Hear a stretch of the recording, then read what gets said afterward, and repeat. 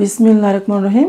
আজকে আমি নবম দশম শ্রেণীর ইংলিশ সেকেন্ড পেপারের সাফিক্স অ্যান্ড প্রিফিক্স এখান থেকে আসা ঢাকা বোর্ড 2024 এই প্রশ্নটি সমাধান করে দিব।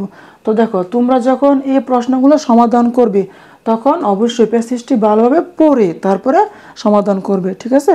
তো এখানে দেখো, তোমাদের মধ্যে অনেকে আছে যারা কি এগুলো অ্যান্সার মুখস্থ করো, তাই না?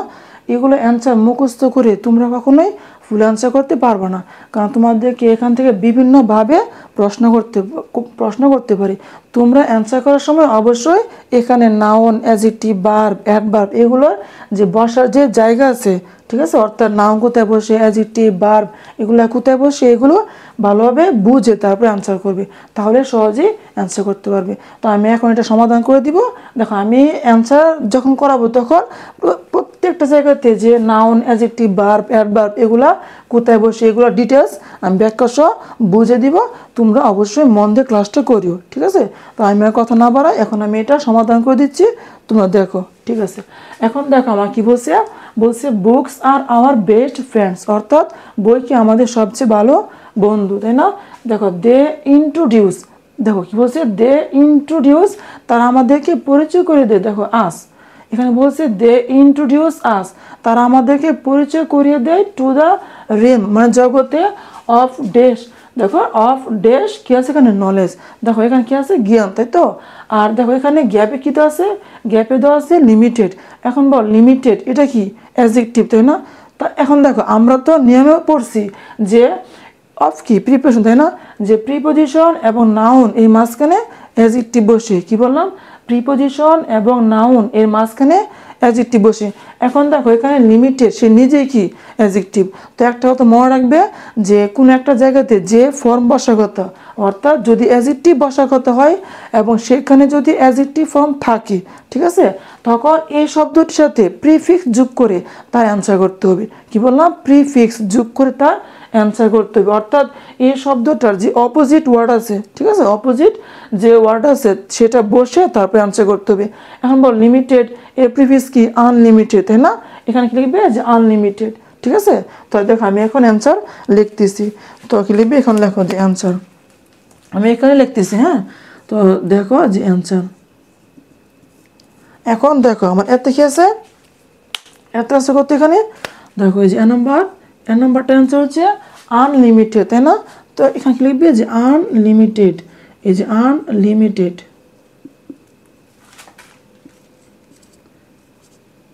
দেখো এটা হচ্ছে এর অ্যান্সার, ঠিক আছে? আচ্ছা, এখন দেখো তো পরে কি বলছে আমাকে, দেখো দ্য বুকস মানে বইগুলো অফ গ্রেট মহৎ, কি বলছে এখানে, বলছে দ্য বুকস বইগুলো অফ গ্রেট মানে বিখ্যাত। এখানে কি আছে দেখো তো, রাইট, তাই না? রাইট দেওয়া আছে, এখানে কি আছে, কন্টেন। আচ্ছা এখন দেখো এখানে এই যে এটা কি, এটা হচ্ছে গ্রেট, তাই না? এটা হচ্ছে অ্যাডজেক্টিভ। অ্যান্ড দেখো তো এটা কি আছে এখানে, এটা হচ্ছে কন্টেন। এখন বলো কন্টেন কি, এটা ভার্ব, তাই না? কন্টেন, দেখো কন্টেন কি এখানে, ভার্ব।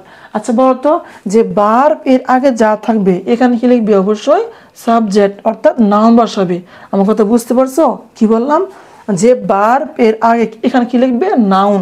আচ্ছা এখন দেখো তো এখানে কন্টেন, এর সাথে কোনো এস বা ইয়ার যুক্ত আছে নাই? দেখো তার কিন্তু B2 ফর্ম নাই এখানে, কন্টেনে B2 ফর্ম বা B3 ফর্ম এখানে আছে নাই, তার সাথে এস বা ইয়াস যুক্ত নাই। তাহলে দেখো তো এখানে দেখো, এখানে যেহেতু এস বা ইয়ার যুক্ত নাই, তাহলে আমার যে সাবজেক্টটা এটা কি অবশ্যই প্লুরাল, তাই তো? এটা কি অবশ্যই প্লুরাল হতে হবে। তাহলে কি এখানে আমার যেহেতু এস বা ইয়ার যুক্ত নাই, এটাকে প্লুরাল করে আমার অ্যান্সার করতে হবে। ওকে, আশা করি বুঝতে পারছো। এখন বলো যে রাইট, এটার যে নাউন কি, রাইটার, তাই না?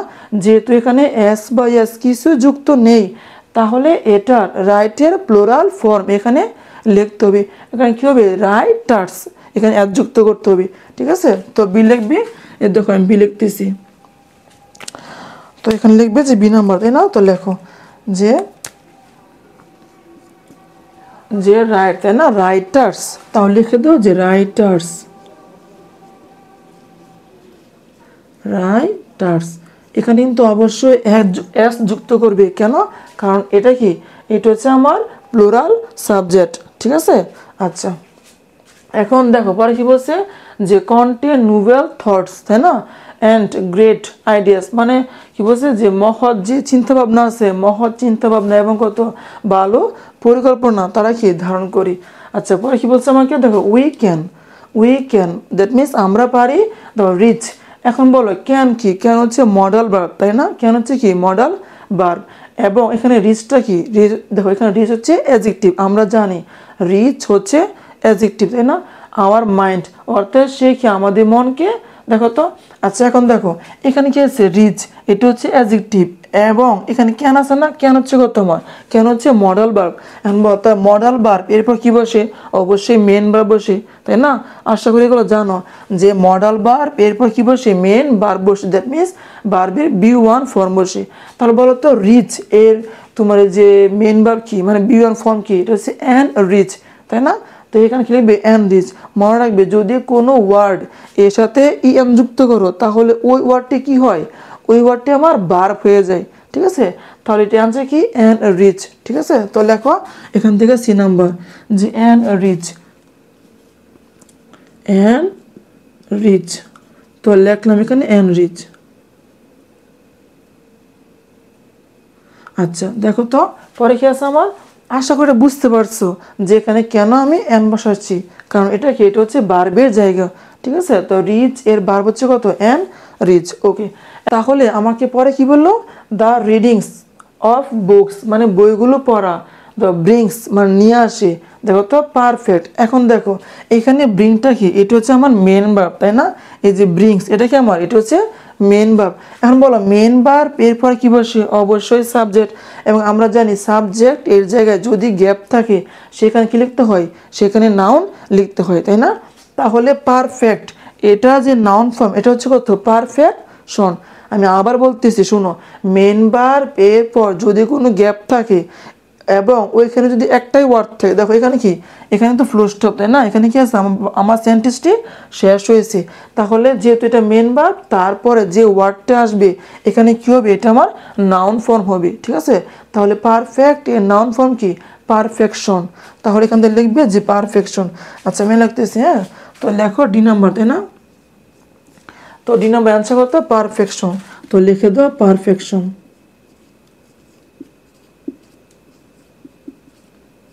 পারফেকশন আশা করি বুঝতে পারছো। পরে কি বলছে দেখো, no spiritual progress, that means ভূতাত্ত্বিক যে উন্নতি অ্যান্ড এবং ওয়ার্ল্ডলি মানে পার্থিব, দেখো বলছে এখানে ওয়ার্ল্ডলি, দেখো এটা হচ্ছে কি, এটা হচ্ছে আমার অ্যাডজেক্টিভ, ভালো করে বুঝো। দেখো ওয়ার্ল্ড, দেখো এখানে WORLD ওয়ার্ল্ড, এটা হচ্ছে কত নাউন, তাই না। তো মনে রাখবে যদি কোনো, দেখো যদি কোনো নাউন এর সাথে LY যুক্ত করা হয় তাহলে সেটি অ্যাডজেক্টিভের কাজ করে, ঠিক আছে। তাহলে ওয়ার্ল্ডলি এটা হচ্ছে অ্যাডজেক্টিভ। তাহলে এখানে কি বলছে, কি বললো যে নো স্পিরিচুয়াল প্রোগ্রেস মানে ভূতাত্ত্বিক কোনো উন্নতি, অ্যান্ড ওয়ার্ল্ডলি মানে পার্থিব উন্নতি, প্রসপার কি বলছে, প্রসপার। তাহলে এখানে কি আছে, এটা হচ্ছে অ্যাডজেক্টিভ, তাই না, এটা হচ্ছে আমার অ্যাডজেক্টিভ। এখন বলো এখানে কি আছে, প্রসপার, তাই না। তো আমরা জানি অ্যাডজেক্টিভ এরপর কি বসে, নাউন বসে, তাই না। আমরা তো জানি যে অ্যাডজেক্টিভ এরপর কি বসে, নাউন ফর্ম লিখতে হয়। তাহলে প্রসপার এর নাউন ফর্ম কি, প্রসপারিটি, ঠিক আছে। তাহলে এখানে কি লিখবে যে প্রসপারিটি, লেখো যে প্রসপারিটি। দেখো প্রসপার এর নাউন ফর্ম হচ্ছে প্রসপারিটি, তাহলে এখানে লিখে দাও যে প্রসপারিটি, প্রসপারিটি।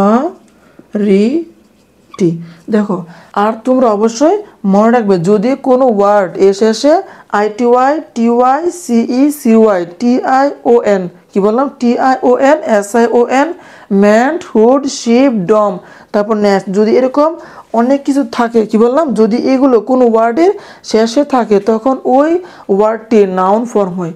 মনে থাকবে এটা, অবশ্যই মনে রাখবে যে ওটা কি হয়, ওটা আমার নাউন ফর্ম হয়। তো দেখো তো এখানে কি আছে, ITY আছে না, যেহেতু এখানে ITY আছে এটা কি অবশ্যই নাউন ফর্ম। আচ্ছা আশা করে বুঝতে পারছো। এখন দেখো তো পরে কি বলছে যে ক্যান বি ইমাজিনড মানে পরিকল্পনা করাই যায় না, ড্যাশ রিডিং বুকস মানে বই পড়া, দেখো তো কি হয় যে বই পড়া ছাড়া, তাই না, বই পড়া ছাড়া তুমি ভূতাত্ত্বিক উন্নতি এবং পার্থিব উন্নতি চিন্তাই করতে পারবে না।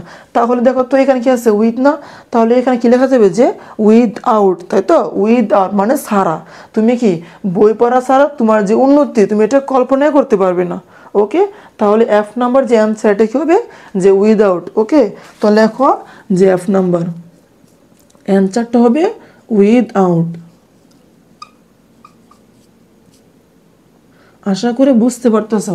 আচ্ছা, তো এখন লিখলাম, দেখো তো আমাকে পরে কি বলছে যে ট্রু। আচ্ছা, এখানে কি আছে, এখানে আমার সেন্টেন্সটি শেষ হয়েছে। এখানে কি বলছে ট্রু, দেখো ট্রু স্পিকিং, কি বলছে আমাকে ট্রু স্পিকিং। দেখো তো আমরা তো প্রায় কথাবার্তায় বলি যে ট্রুলি স্পিকিং, তাই না? আমরা তো প্রায় এগুলো বলি যে ট্রুলি স্পিকিং, এটা এমনিতে মুখ দিয়ে এসে পড়ে। আচ্ছা, তা বলতেছি শুনো, এখানে কি আছে, এখানে আছে আমার দেখো স্পিকিং, এটাকে ভার্ব তুমি ধরতে পারবে, এটাকে তুমি ভার্ব ধরে দেখো ভার্বের আগে কি বসে, আমরা জানি ভার্বের আগে সাধারণত কি বসে অ্যাডভার্ব বসে, তাহলে ট্রু এর অ্যাডভার্ব কি ট্রুলি। ঠিক আছে, আমরা জানি কিছু কিছু ওয়ার্ডের শেষে যদি এল ওয়াই থাকে তখন ওই ওয়ার্ডটিকে অ্যাডভার্ব ধরতে হয়, তাই না? তো দেখো এখানে কি লিখবে যে ট্রুলি। ঠিক আছে, তোমরা অবশ্যই মনে রাখবে যদি কোনো ওয়ার্ড শেষে এল ওয়াই থাকে বেশিরভাগ ওয়ার্ডের ক্ষেত্রেই তখন ওই ওয়ার্ডটিকে অ্যাডভার্ব ধরতে হয়। ঠিক আছে, তাহলে বলে এখানে কি আছে ট্রু, তাই না? তাহলে এটি অ্যান্সার কি হবে ট্রুলি। ওকে, তো দেখো আমি এখন এখানে করাচ্ছি, হ্যাঁ আমি এখানে করাচ্ছি। তো এখানে অ্যান্সারটা জি, তাই না? তো লেখো জি নাম্বার কি লিখবে ট্রুলি। আর দেখো তো যেহেতু এখানে সেন্টেন্স শেষ, তাই না? এখান থেকে সেন্টেন্স শুরু হয়েছে, তো ঠিক অবশ্যই বড় হাতে লিখবে। তো লেখো truly, T T R U L Y, দেখো যে ট্রুলি, এটা হচ্ছে যেটা অ্যান্সার। আচ্ছা, তাহলে এখানে কি বললো যে ট্রুলি স্পিকিং, সত্যি কথা বলতে রিডিং বুকস, দ্যাট মিনস বই পড়া, ইজ সাচ এ থিং, মানে এমন একটি জিনিস উইচ যেটি হ্যাজ নো, দেখো যেটি হ্যাজ, দেখো হ্যাজ অর্থ কি আছে, তাই না? উইচ যেটি হ্যাজ নো নেই, কি নেই যে অল্টারনেট অর্থাৎ বিকল্প নেই। তাহলে বলো তো এখানে কি আছে নো, এখানে কি আছে অল্টারনেট, তাহলে এখানে কি অবশ্যই অ্যাডজেক্টিভ ফর্ম লিখতে হবে অল্টারনেটিভ। আমরা তো জানি যে অল্টারনেটিভ শব্দের অর্থ কি বিকল্প, তাই না? তাহলে এখানে অ্যান্সার করতে হবে অল্টারনেটিভ। একটা জিনিস মনে রাখবে যে কিছু কিছু ক্ষেত্রে নো এরপর অ্যাডজেক্টিভ বুঝতে পারি, তাহলে এখানে কি আছে অল্টারনেট। তাহলে দেখো এই অল্টারনেট এর অ্যাডজেক্টিভ ফর্ম কত অল্টারনেটিভ, তাই না? আমরা জানি যদি কোনো ওয়ার্ড শেষে ফুল এফ ইউ এল ফুল, তারপর T I B E able A B L E, তারপর ও ইউএস এ এল, যদি এই শব্দগুলো থাকে কি বললাম যদি এই তুমি লেটারগুলো পাও তখন সে কি হয় সে আমার অ্যাডজেক্টিভ হয়, তাই না? তো এখানে অল্টারনেটিভ তো লাস্টে গেছে টি আই বি ই না, সে কি অবশ্যই অ্যাডজেক্টিভ ফর্ম। তাহলে এখান থেকে লিখবে যে এস নাম্বার, তাই না? তো লিখে দাও যে এস নাম্বার, এটা অ্যান্সার কত অল্টারনেটিভ। তো লেখো যে অল্টারনেটিভ, অল্টারনেটিভ।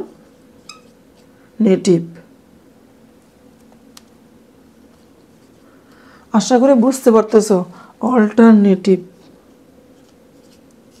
ওকে, তো লিখলাম। এখন দেখো তো পরে কি বলছে, দেখো সো তাই উই শুড আমাদের উচিত রিড বুকস মানে বই পড়া অন, দেখো বেরি, দেখো তো অন কি অন হচ্ছে প্রিপোজিশন, তাই না? অন কি অন হচ্ছে আমার প্রিপোজিশন।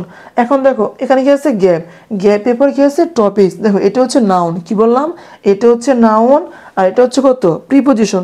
তো আমি একটু আগে বলেছি, দেখো আমি শুরুতে বলেছিলাম যে নাউন এবং প্রিপোজিশন, বুঝতে পারছো? নাউন এবং প্রিপোজিশন এর মাঝখানে অ্যাডজেক্টিভ বসে, তাহলে বেরি এর অ্যাডজেক্টিভ ফর্ম কি বেরিয়াস। আমি একটু মাত্র বললাম যে যদি কোনো ওয়ার্ডের শেষে ও ইউ এস থাকে তখন সে কি হয় সে অ্যাডজেক্টিভ হয়, তাই না? তাহলে বেরি এর অ্যাডজেক্টিভ ফর্ম হচ্ছে কত বেরিয়াস। তো কোথায় লিখবে আমি এখানে লিখতেছি, হ্যাঁ আই নাম্বার। তো লেখো যে আই নাম্বার কত হবে আনসার বেরিয়াস, তাই না?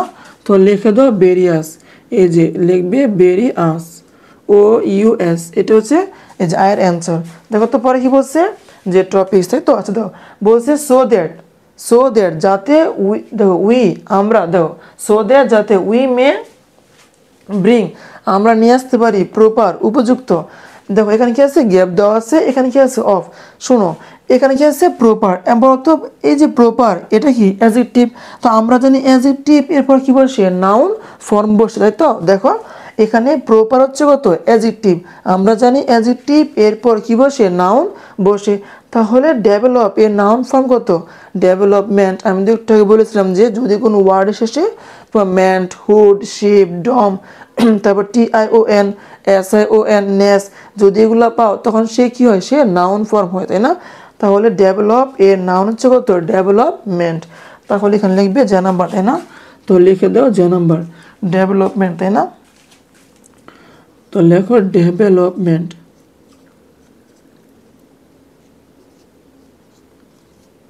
আশা করি বুঝতে পারছো। তো এটাই কি যেটার অ্যান্সার। তো দেখো আমি এখানে যা যা করেছি এটা একদম সহজ। তোমরা অবশ্যই অ্যান্সার করার সময় দেখবে যেখানে গ্যাপ দেওয়া থাকবে এই গ্যাপের শব্দটি পরে এখানে কোন ওয়ার্ড দেওয়া আছে, ঠিক আছে?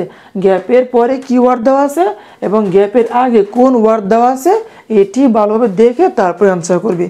তাহলে তোমরা এগুলো অ্যান্সার সহজে করতে পারবে, ঠিক আছে? আমি আবার বলতেছি, তোমরা অবশ্যই অ্যাডজেক্টিভ, ভার্ব, অ্যাডভার্ব এগুলো ভালোভাবে বুঝে তারপর এগুলো অ্যান্সার করবে। তো এটাই কি যেটা সমাধান। আশা করি এটা বুঝতে পেরেছো। তো ক্লাসটি করার জন্য ধন্যবাদ। আল্লাহ হাফেজ।